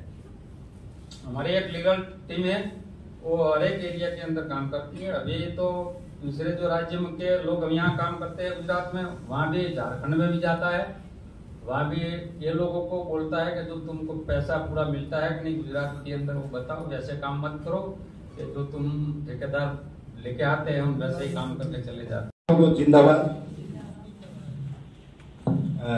मेरा नाम सोहनलाल ग्रासिया है और मैं पत्थर गढ़ाई मजदूर सुरक्षा संघ पिनवाड़ा सिरोही जिले में वहाँ से हूँ। और हमारा संगठन है जो पत्थर गढ़ाई मजदूर संघ, इसमें जो पत्थर होता है उसकी गढ़ाई का वो मजदूरों का एक संगठन है। जो गढ़ाई करने से वहाँ के लोग हैं जो बीमार हो जाते हैं, तो और उनसे एक बीमारी होती है जिसका नाम है चिनिकोसिस बीमारी। और आपने देखे होंगे बहुत बड़े बड़े मंदिर बन रहे हैं, उन मंदिरों में मंदिर बनते बनते एक मंदिर बनते बनते कितने लोग मर जाते हैं। और तो ऐसे जैसे अपने राम मंदिर बन रहा है, तो राम मंदिर के पूरे पत्थर गढ़ाई हो गए, पिनवाड़ा से आए हैं, और राम मंदिर बनते बनते मतलब कितने भी लोग मर जाएंगे। ऐसे पूरी दुनिया में जो मंदिर बन रहे हैं वो गढ़ाई पूरी पिनवाड़ा में हो रही है। और पिनवाड़ा एक शिल्प नगरी या शिल्प कला से जाना जाता है। और हमने पिनवाड़ा में शुरुआत में देखा, तो हमने जो संगठन की शुरुआत की थी वो ने की थी, जो पत्थर गढ़ाई या मजदूरी करने जाते थे तो उनकी मजदूरी अटकती थी, तो उनको लेकर के मालिक से बात करना। फिर देखा कि जिनकी मजदूरी अटकी है वो एक बार तो आ जाता, दूसरी बार वापस के तो पहुंचता नहीं था, या हम उनके पास पहुंचते तो वो खाड़ में पड़ा हुआ होता या मरा हुआ ही होता। तो फिर हर क्षेत्र में यही समस्या होती। फिर हमने पूरी सर्वे की, तो उस पिनवाड़ा क्षेत्र में जो शुरुआत में काम करते थे, जो 15,000 लोग पत्थर गढ़ाई में काम करते थे, और धीरे धीरे वो लोग काम करना शुरू किया था। तो उसमें फिर उनको ये दिक्कत आने लगी वो, तो वो और मालिक भी वो कहते थे कि ये तो कोई काला जादू है, ये तो भगवान का काम है, इससे कोई बीमारी नहीं होती है, आपको कोई काला जादू लगा है। और जो हमारा जो समुदाय था वो भी एसटी और अच्छी समुदाय जो पिनवाड़ा में है वो पत्थर गढ़ाई का ही काम करता है। तो वो समुदाय में भी भ्रम ये बढ़ा है कि कोई इनको काला जादू लगा है या जादू टोना किया हुआ है, इसलिए ये लोग मर रहे हैं। ये तो और मालिक ने तो ये तो कहा है कि भगवान का काम है, मालिक आशीर्वाद देता है, इससे तो और उम्र बढ़ती है, लेकिन वही उम्र बढ़ने वाले लोग मर रहे थे, ये दिक्कत है। और वो क्या कि सिलिकोसिस वो पत्थर होता है, वो पत्थर सीधा वो जैसे गढ़ाई करते हैं, उस समय गढ़ाई करने से जो डस्ट उड़ता है वो सीधा फेफड़ों में चला जाता है। फेफड़ों में जाने से फेफड़े में जो अपने सांस लेने के छेद होते हैं वो बंद हो जाते हैं। बंद होने से धीरे धीरे सांस लेना छोड़ देते हैं और आदमी मर जाता है। और ये पत्थर गढ़ाई में जो लाल पत्थर आता है उसमें 60% सिलिका है। तो लाल पत्थर ये जोधपुर वाला है या बालेश्वर है, उसमें तो 6 महीने भी किसी भाई ने काम किया गढ़ाई का काम तो उसको मरणाधीन है। और हमारे पिनवाड़ा में तो इसी को लेकर हम शुरुआत में जब यूनियन बनाते थे तो पहले हमारे को यही दिक्कत थी कि शुरुआत में हम ये सिलिकोसिस का स्थापित कैसे करें, ये मुद्दा की या पत्थर गढ़ाई से सिलिकोसिस होती है। तो इनके लिए फिर हम 10 लोगों को लेके गए जांच के लिए। 10 लोग उठाए जो पत्थर गढ़ाई का काम और बीमार थे उनको। 10 में से 6 लोगों को सिलिकोसिस निकला गढ़ाई करने में। फिर ऐसे तो भी सरकार और जिला प्रशासन मानने को तैयार नहीं था, तो फिर लगातार हमने 19 कैंप किए सरकार के साथ पैरवी कर करके। तो 19 कैंप में 6600 लोगों की जांच करवाई शुरुआत में हमने। तो 6600 लोगों में से 100 लोगों को सरकार ने प्रमाणित कर दिया कि इनको सिलिकोसिस है। और तो सिलिकोसिस तो प्रमाणित तो हो गया। फिर हमारे सामने और समस्या आ गई कि प्रमाणित तो हुआ लेकिन अब मुआवजा कहां से लाए, कैसे दे। तो सरकार ने कहा हमारे पास तो ऐसी कोई गाइडलाइन ही नहीं है। फिर हमारे को यहाँ जयपुर में आके वापस धरने में भी बैठना पड़ा और हमने 16 में धरना भी किया था।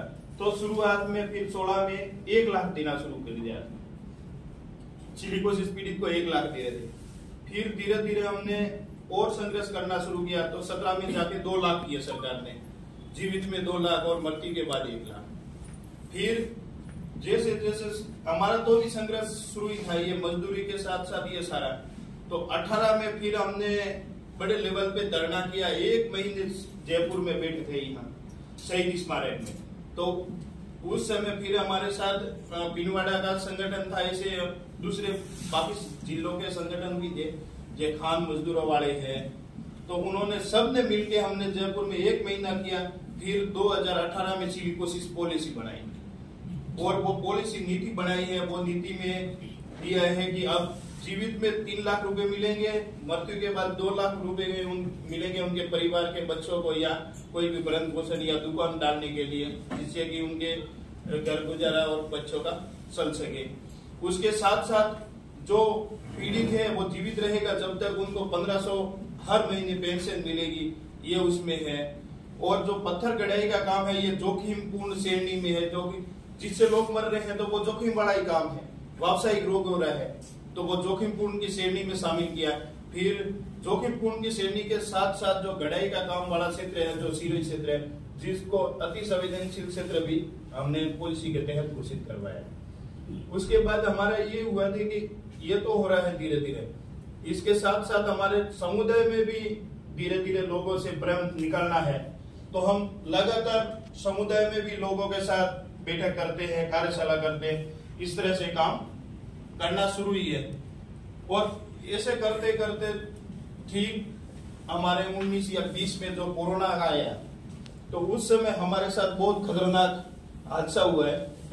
जो हमने उससे पहले एक थोड़ी मांग की थी कि मजदूरों को समुदाय में गांवों में जाके जागरूक करना शुरू किया और मजदूरों को बताया कि अपना हक है वो तो मांगना है, आपको पीएफ मांगना है, काम कर रहे हो, ईएसआई की पर्ची मांगनी है, आपका कितना वेतन कट रहा है वो अपना हक है वो मांगना है। तो जब मजदूरों ने मांगना शुरू किया तो उनको मालिक को लगा कि अब तो ये जागरूक हो गए हैं। और फिर हमने मजदूरों के दिमाग में जैसे हम बैठक करते तो मजदूरों के दिमाग में आता है कि पीएफ ईएसआई ये भी ठीक है, इसके साथ साथ हमारे को मजदूरी भी ये जोखिम बड़ा काम है और बहुत कम है, जो 650 रुपए की मजदूरी थी। तो लोग तो मर रहे हैं और 650 तो अपने को पैसा बढ़ाना चाहिए। इसको लेकर फिर हमने 19 में हड़तालें की। तो 7-8 दिन हड़तालें, तो पूरा पिनवाड़ा हमने पूरे कारखाने बंद कर दिए। तो उसमें भी हमारे साथ ये हुआ कि मालिकों ने किसी मालिक भी 248 फैक्ट्री है, एक फैक्ट्री नहीं थी, अलग अलग थी। तो हर फैक्ट्री में तो मालिकों ने भी हमारे मजदूरों को तोड़ने का साजिश रही। किसी को कहा कि आपको तो 700 रुपए दे देंगे, ये तो 50 रुपए की ज्यादा मांग कर रहे हैं, आपको 50 नहीं 700 रुपए देंगे, आप निकल जाओ, धरने में मत आओ। किसी को रात को घर, फिर हमने भी कहा कि ये तोड़ रहे हैं तो अपन को वापस जोड़ना है, तो हम रात को 12-12 बजे उनके घर गए, लेकिन धरना चलाए। आखिर में हमारी जीत हुई और 50 रुपए की जगह 30 रुपए तो बढ़ाई और सबको वेतन पर्ची मिलना शुरू हुआ। पीएफ में इसके लिए हमने लड़ाई लड़ी। उसके बाद फिर हमने धरना के बाद उन्होंने फिर उनको लगा कि यही सारे नेता बनते हैं या नेतागिरी करते हैं, ये करवाते हैं।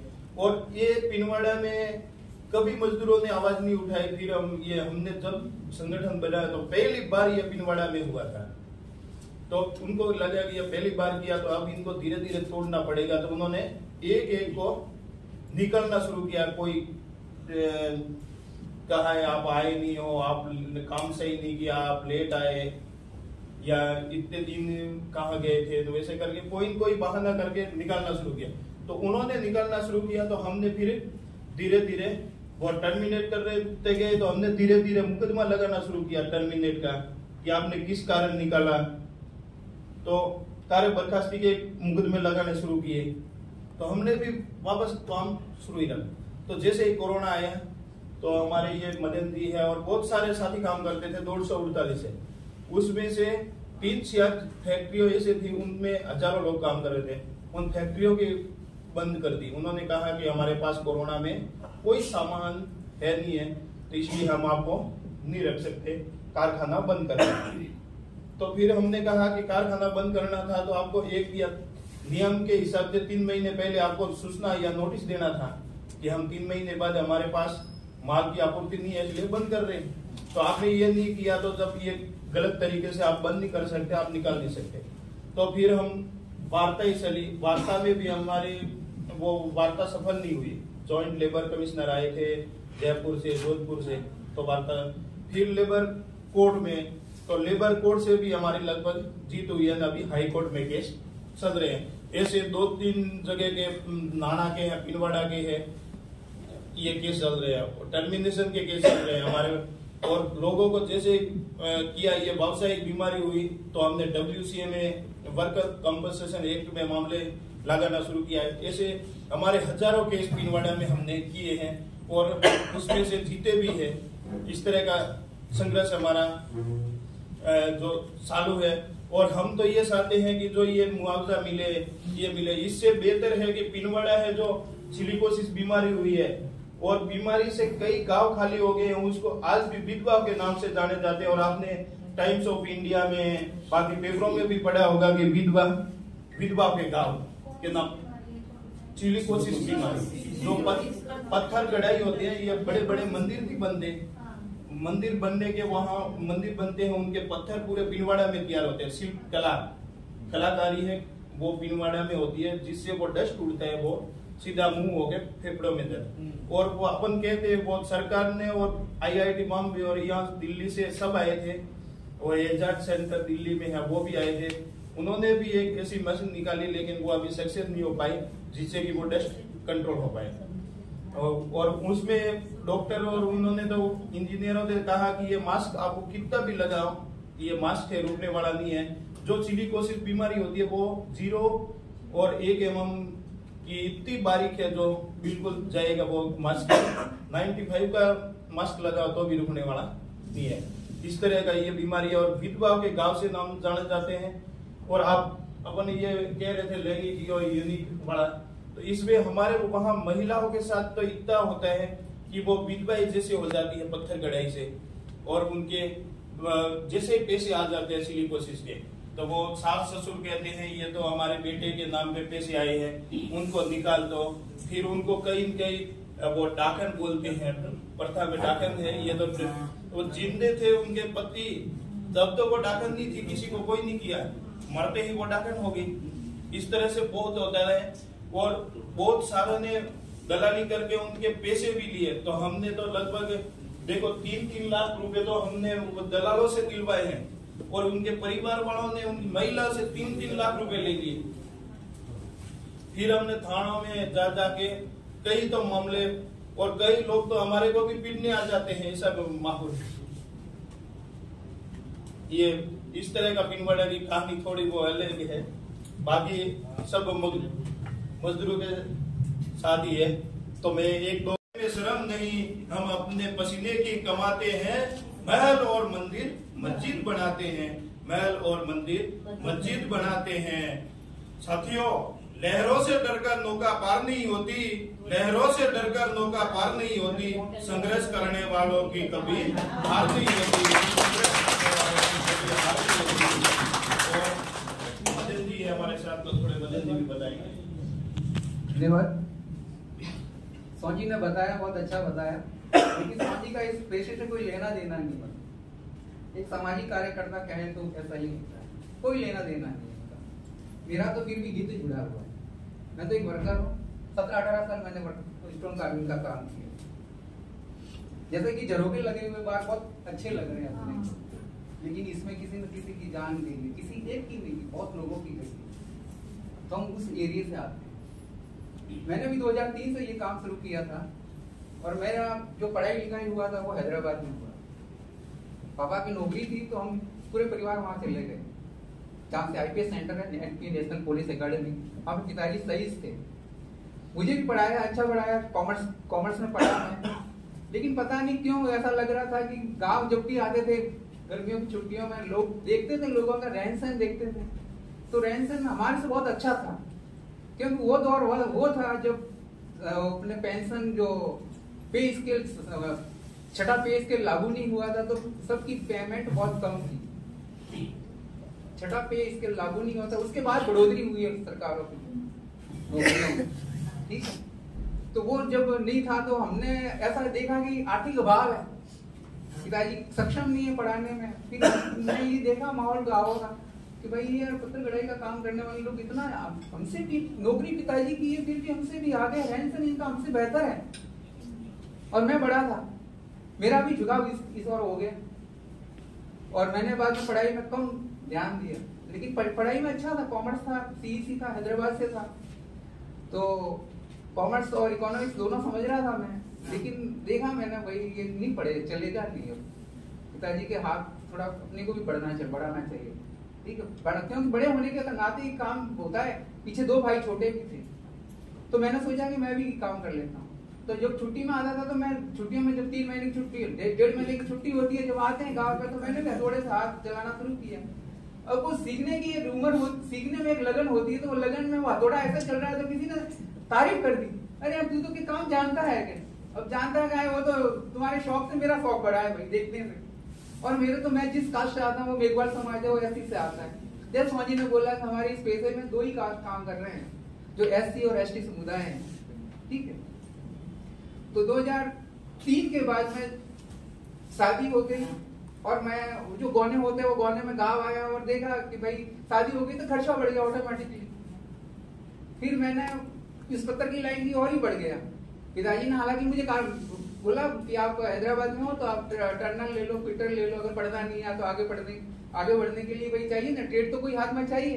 तो मैंने सोचा ब्रदर चांडी वहाँ मदर टेरेसा चैरिटी था, उसमें मैंने RTI का ट्रेनिंग किया। लेकिन मुझे ऐसा लगा कि यार कम खर्चे वाला चाहिए और परिवार का हाथ बढ़े, पैसा जल्दी आ जाए, ऐसा काम सीखना चाहिए। तो मैंने कारपेंटरी का काम किया, कारपेंटरी का काम किया, मदर टेरेसा चैरिटी का था, 2 साल वहां पर 3 साल काम किया, अच्छा खासा काम किया।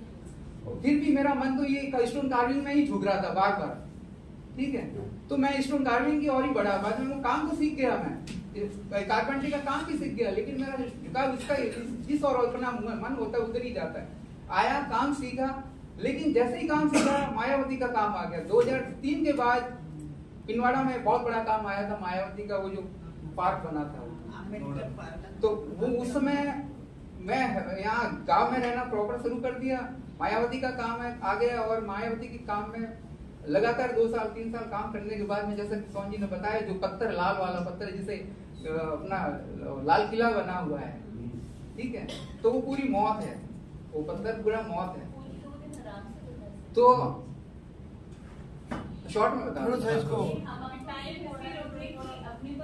पूरी कहानी लेके बैठे हाँ ठीक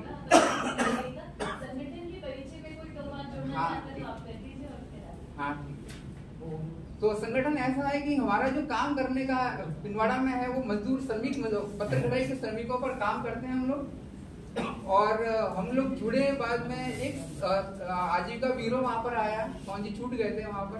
तो आजीविका ब्यूरो ने वो आंकड़े और अपने परामर्श करते थे, उस परामर्शों में ये आंकड़े आ रहे थे कि भाई यहाँ पे परामर्श तो हो रहे मजदूरी भुगतान के, लेकिन वो आदमी जब मजदूरी भुगतान समाधान के लिए नहीं पहुंच रहा, फोन कर रहे हैं वगैरह कर रहे हैं, तो फॉलोअप में जाने पर पता लगा कि वो आदमी या तो है ही नहीं, यहाँ पे खाट पर पड़ा है। और खाट पे पड़ा है तो मरणासन अवस्था में पड़ा है, जिसका वजन 35 किलो 30 किलो के बीच में हो गया।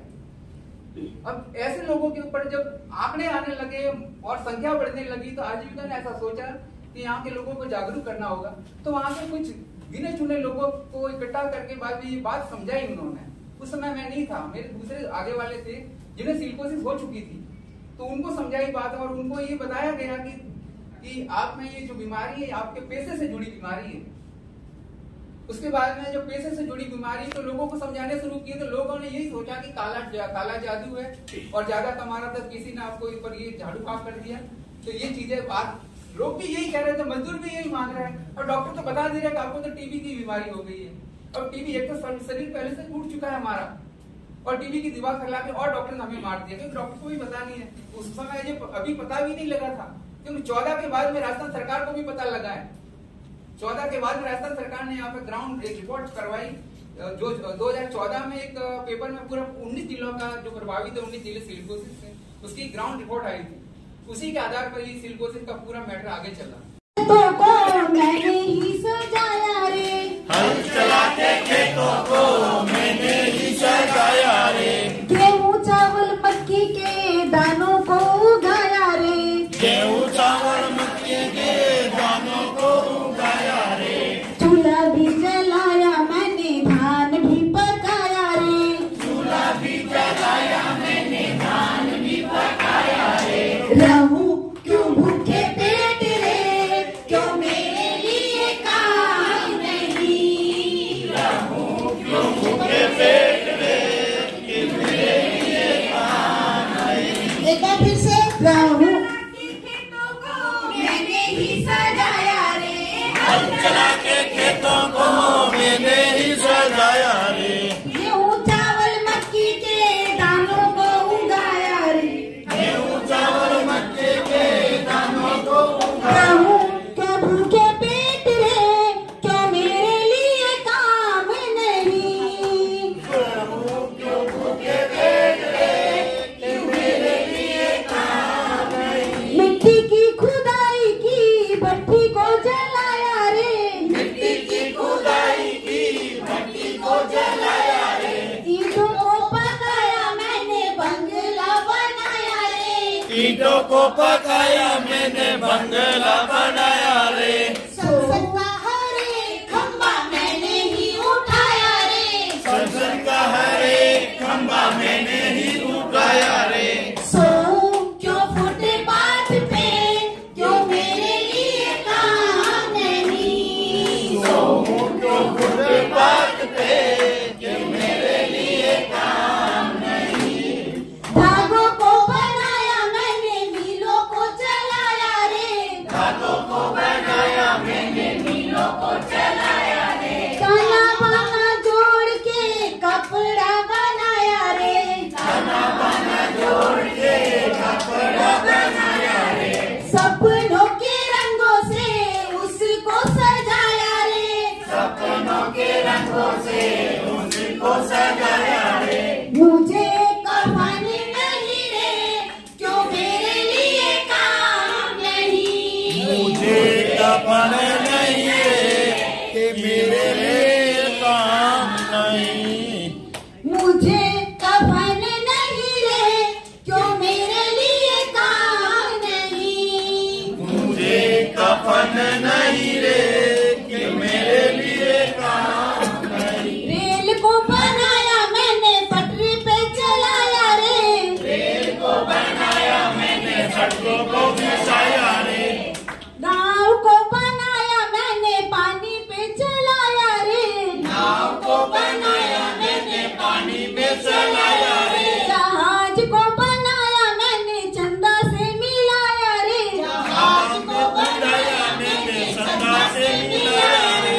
मेरी न जिंदगी चले क्यों मेरे लिए काम नहीं। मेरी न जिंदगी चले क्यों मेरे लिए काम नहीं। शाहजहां के ताज को मैंने ही बनाया रे। शाहजहां के ताज को मैंने ही बनाया रे। मंदिरों को मस्जिदों को मैंने ही सजाया रे। मंदिरों को मस्जिदों को मैंने ही सजाया रे। बांसुरी सितार को मादर को बजाया रे। बांसुरी सितार को मादर से बजाया रे। मेरा संगीत कहाँ रे क्यों मेरे लिए काम नहीं। मेरा संगीत सभी लोग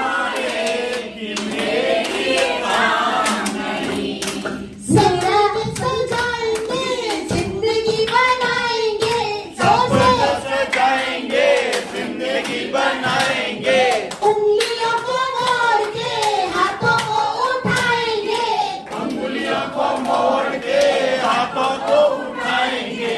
आसमां को छुएंगे जिंदाबाद गाएंगे।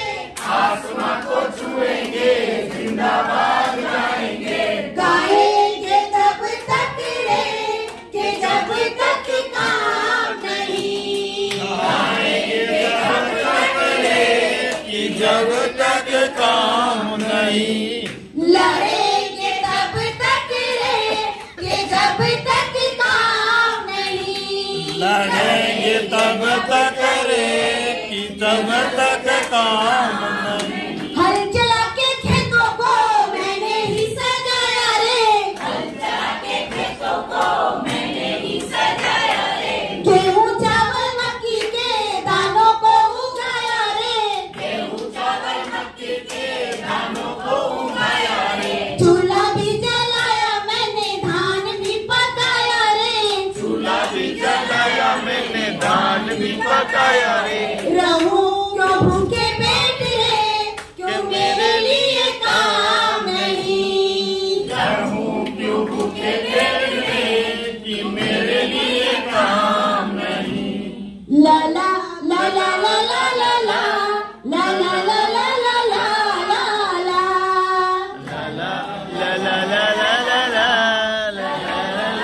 इनकलाब जिंदाबाद। श्रमिकों की एकता जिंदाबाद। अरे अभी तो ली अंगड़ाई है लड़ेंगे और जोर जुल्म की टक्कर में धन्यवाद।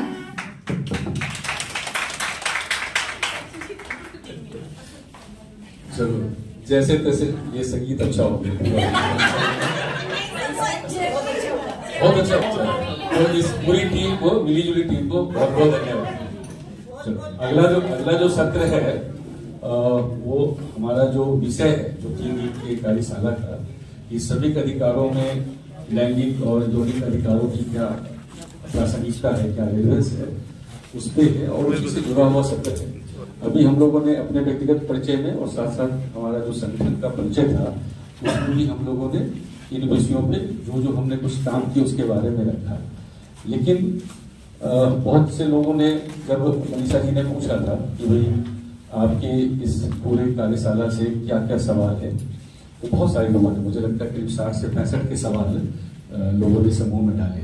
तो सवालों की संख्या तो बहुत ज्यादा है, तो हो सकता है बहुत सारे सवाल उसमें कॉमन भी हैं, लेकिन हमारे समाज में जो हमारी अलग अलग पहचान है, चाहे वो जाति को लेके हो, लिंग को लेके हो, है ना, अलग अलग धर्म को लेके है, और इन पहचानों से समाज में श्रम का जो निर्धारण होता है, जैसे अभी वो साथी कह रहे थे कि ये इस काम में सिर्फ SC और ST के, खासकर ये जो हमारे पिंगवाड़ा के साथी थे पत्थर खुदाई वाले, तो आप देखोगे समाज में जो काम है कौन क्या काम करेगा और उससे उसकी जो समाज में पहचान है वो समाज की व्यवस्था ने तय की है। तो अभी वाला जो सत्र है हम उसमें ये जानने और समझने की कोशिश करेंगे।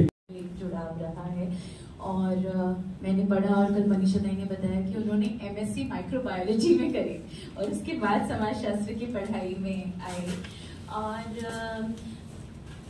नागरिक अधिकारों पर भी बहुत बड़ा जुड़ाव मनीषा दत्त और उनके साथियों का रहा। और 1985 के आसपास आप लोगों ने मासूम की स्थापना की थी। 1987 में महाराष्ट्र के एक ग्रामीण संदर्भ में, काफी सूखाग्रस्त संदर्भ में मासूम की स्थापना हुई। इसके बारे में मनीषा दत्त और बताएंगे अपने काम की बातचीत के दौरान।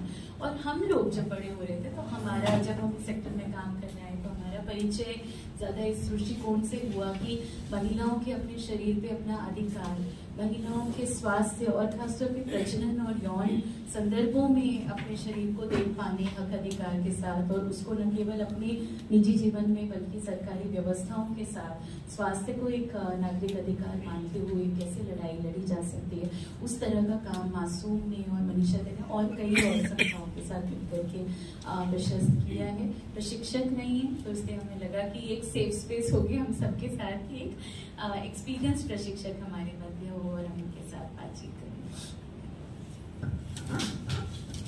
जिंदाबाद साथियों सबको। और मैं थोड़ा सा खड़े होके और थोड़ा जोश, मैं गिरी हूँ कुछ 4-5 दिन पहले, तो यहाँ पे मेरे घुटनों में, दोनों घुटनों में थोड़ी हो गई। अब कुछ लोगों का काम जो है पढ़कर या सुनकर काम पर तो जो है नाम तो आए थे, तो इसलिए मैं बहुत खुश हूँ। और एक्चुअली मुझे जो है वो काफ़ी जिसको कहते हैं ना कि एक बोझ नहीं, लेकिन एक बड़ा ऐसा लग रहा है कि आप लोगों ने कितना विश्वास रखा है मेरे ऊपर कि मजदूर संगठन और इस सब में आप काम करते हैं। मेरा डायरेक्टली मजदूर संगठनों के साथ नहीं रहा, मेरे माँ पिताजी थे ट्रेड यूनियन में, मेरा खुद ट्रेड यूनियंस के साथ में संबंध नहीं रहा। जो भी ग्रामीण वहाँ पर काम करते हैं तो वहाँ पर सब तो मेहनत कशी है, तो उस हिसाब से मेहनत कशों के साथ में हुआ है। तो इसलिए आप लोगों ने इतना विश्वास रखा है मेरे ऊपर। अब जब सवाल मैंने पूछा तो देने वाला जब भी देता पूरा छप्पर फाड़ के देता, उस तरह से मुझे लगा था आएंगे 20-25, तो 63 सवाल आए हैं। और मैं मजाक में कह रही थी कि अगर उन सब सवालों का मैं जवाब दे दूं ना तो फिर जैसे बोध गया में बुद्ध बन गए थे, सिद्धार्थ या बुद्ध बन के चले गए, तो ऐसे कुछ मेरा यहाँ बुद्ध बनाना पड़ेगा आपको कि आई थी और सब कुछ बता के चली गई। वैसे मुझे इन सवालों के जवाबों का कुछ भी डिटेल में पता नहीं है, क्योंकि दुनिया को ही नहीं पता है कई सारी चीजों के बारे में। लेकिन जितना हमें पता है उसके साथ में हम आगे जा सकते हैं। क्यों पता नहीं है? क्योंकि उसके बारे में बहुत अलग अलग धारणाएं हैं, बहुत अलग अलग तरीके से रखा हुआ है। और जिस नारीवादी आंदोलन से हम लोग आते हैं उसमें कोई एक किताब नहीं है, कोई एक प्रेषक नहीं है, कोई यही आपको मानना इस तरह का नहीं है। तो नारीवादी आंदोलन में भी सोच जो है वो कई अलग अलग किस्म की है। 70 के दशक का, 80 के दशक का, 19 के दशक का, 90 के दशक का, इस सब नारीवादी आंदोलन में हम लोग भी सीखते गए और जो है वो उभरते गए, गिरते रहे, उभरते रहे, इस तरह का भी पूरा रहा। तो ये जो सारे सवाल आए हैं इनको मैंने कोशिश की है कुछ ग्रुप्स बनाने की। तो मैंने, क्योंकि हर सवाल का जवाब तो ऐसे तो नहीं हो सकता है ना, सवाल जवाब नहीं हो सकता। दूसरा है कि कई सारे, जैसे आप बता रहे थे कि सारे लिंक्ड भी है, तो मुझे लगा कि इन सबको लेके मैं ऐसे कोशिश करूंगी कि मैं एक घंटा जो है वो इन सब सवालों को लेके मैं एक प्रेजेंटेशन करूंगी और उसके बाद हम फिर चर्चा में चले जाएंगे। ठीक है? तो पहले जो है वो श्रम से हम शुरुआत करते हैं। तो श्रम का जो है, ये जब आपको किसी का श्रम जो लेना है, आप काम करते हैं तो आप देखते हैं कि बहुत वहाँ पर उत्पीड़न है, एक्सप्लॉयटेशन है ना।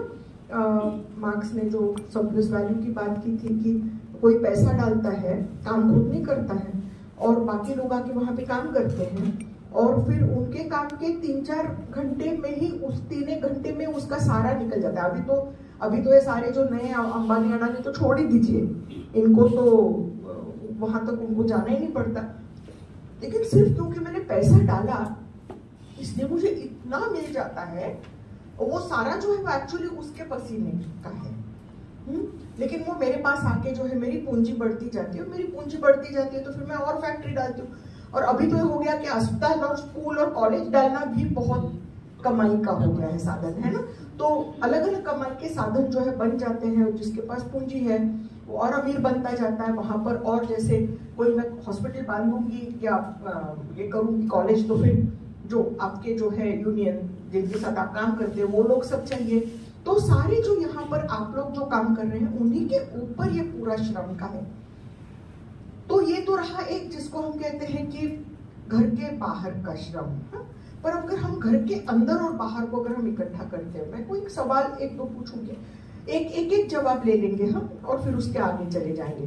तो अगर आपको किसी का श्रम जो है वो आपको अगर मुफ्त में लेना है या अगर आपको उसका उत्पीड़न करना है तो फिर आपको पहले क्या करना पड़ेगा? क्या क्या करना पड़ेगा आपको अगर आपको किसी को एक्सप्लॉइट करना है? थोड़ा विलन की भूमिका में जाके बताएं क्या क्या करना पड़ेगा? प्रलोभन देना पड़ेगा थोड़ा। हाँ? प्रलोभन देना पड़ेगा। प्रलोभन देना पड़ेगा। दोस्ती कम से कम दोस्ती का हाथ चाहे उसमें छुरा हो लेकिन हाथ तो आपको बढ़ाना पड़ेगा।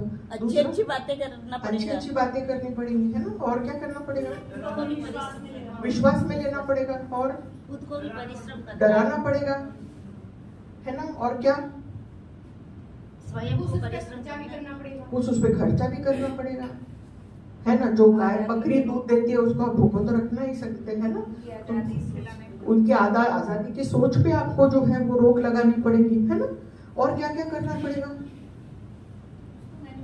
मैनिपुलेट करना पड़ेगा। तो ये सारा जो है वो आप जितने ज्यादा सोफिस्टिकेटेड तरीके से करते हैं उतना आप उसके उतने श्रम को एक्सप्लॉइट कर सकते हैं।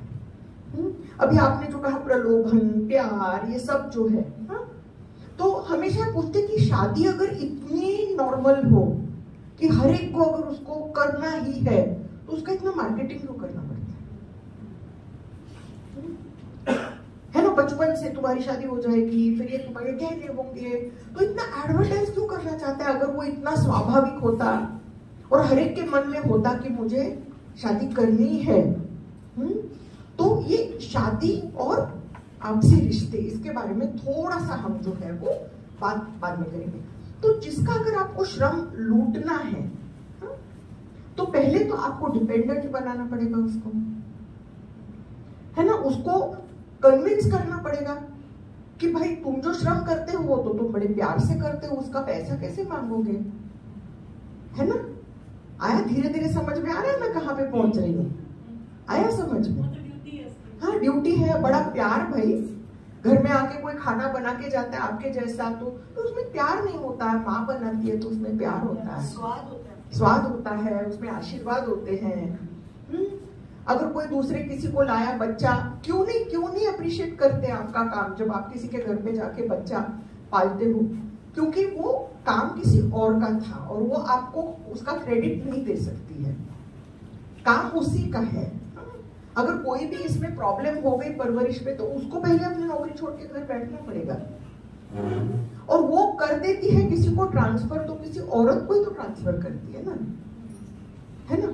और ये औरत कौन सी है कि जो घर के अंदर जो काम करती है वही घर के बाहर काम करे। मतलब थोड़ा सा अगर हमने कहा कि मानिए कि अगर एक आदमी जो है उसके अगर बटन, शर्ट का बटन जो है वो टूट गया है तो आमतौर पे किसकी तरफ देखा जाता है? किसकी तरफ बॉय ताक के देखा जाता है? भाई की तरफ, महिला की तरफ, है ना?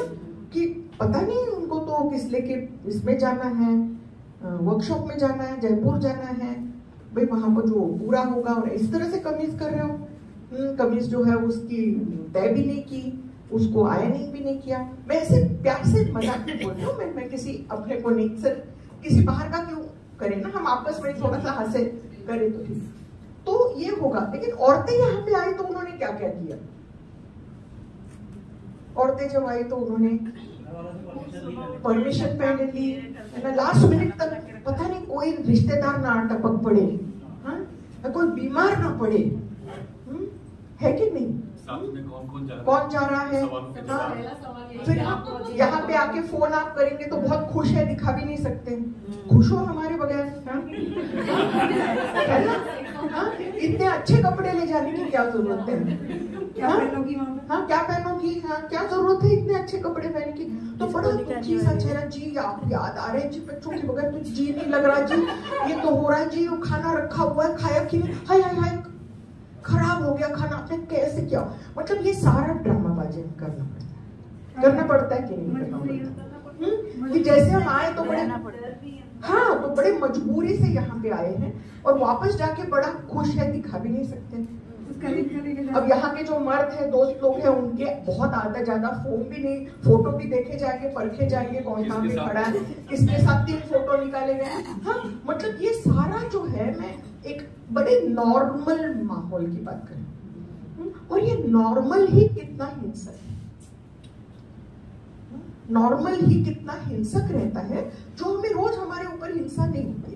तो अगर मुझे आपका श्रम अगर अप्रोप्रिएट करना है, तो मुझे दिखाना पड़ेगा कि आप ही को अच्छा लगता है।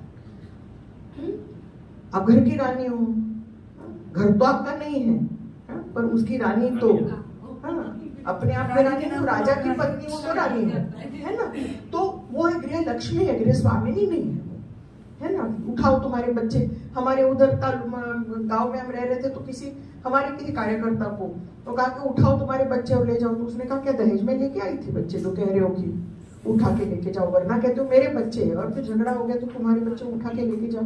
तो इस तरह से ये मेरा तेरा जो हो जाता है, जो पूरे देश में भी आज दिख रहा है ना, कि मेरी औरत के ऊपर बलात्कार हुआ या मेरे आदमी ने किया, उसके ऊपर पूरी बहस हो जाती है ना। मतलब हमारे आदमी किसी और के ऊपर करते हैं बलात्कार, या उनके आदमी हमारे ऊपर करते हैं, तो उसमें प्यार भी वो करते हैं, तब भी वो जो है जिहाद हो जाता है ना। तो ये सारा जो है मेरा तेरा जो है एकदम बिल्कुल घर के अंदर से शुरू हो जाता है। तो पहले तो ये है कि प्रलोभन, कितनी लड़कियां हैं हमारे में से कि जो बचपन से जो हमें चाहिए कपड़े वो हमारे लिए लाए गए, अभी तो छोड़िए 1-2 बच्चे हैं तो उनके मर्जी का सब कुछ हो जाता है, पर शादी तय हो गई तो तुरंत उसके घर पे खाने पे जाओ। हाँ, ताई बुला रही है, चाची बुला रही है, बुआ बुला रही है, बेटे तुम्हें कपड़े कौन से चाहिए, हाँ तुम गहने क्या चाहिए, अरे बड़ी क्या पार्टी हो रही है कि नहीं। लेकिन ये 18 साल की हुई, 21 साल की हुई, इसलिए पार्टी नहीं दी जा रही है, शादी हो रही है इसलिए पार्टी दी जा रही है ना।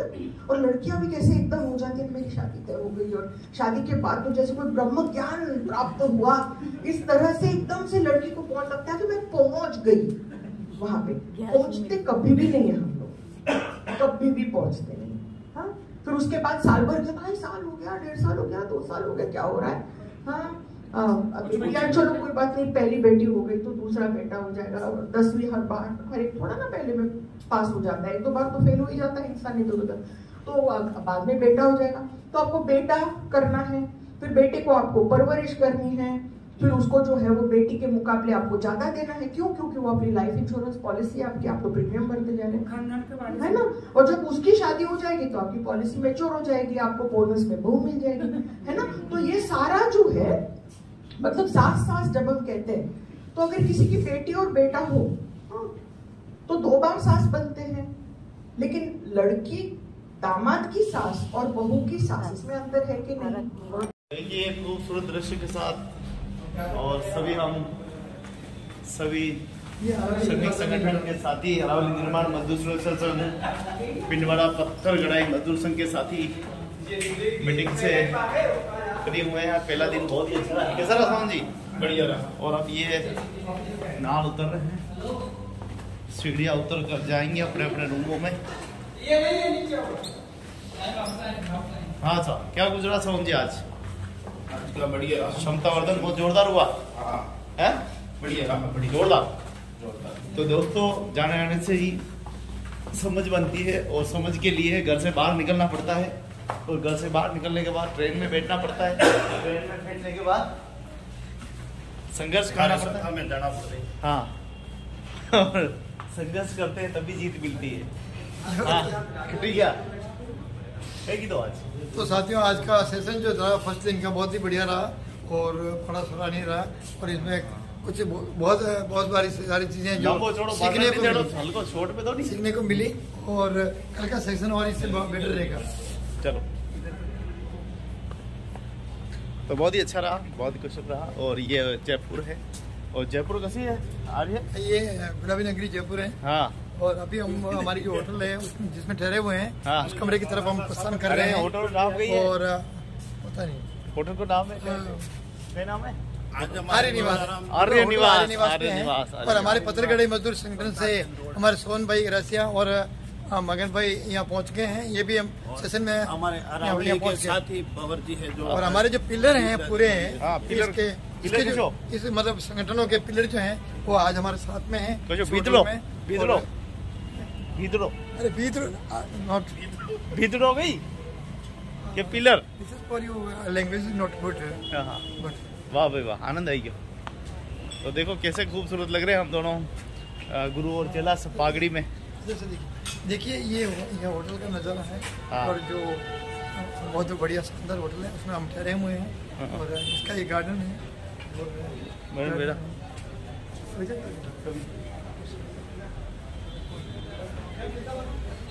तो दोस्तों आनंद लीजिए वीडियो का।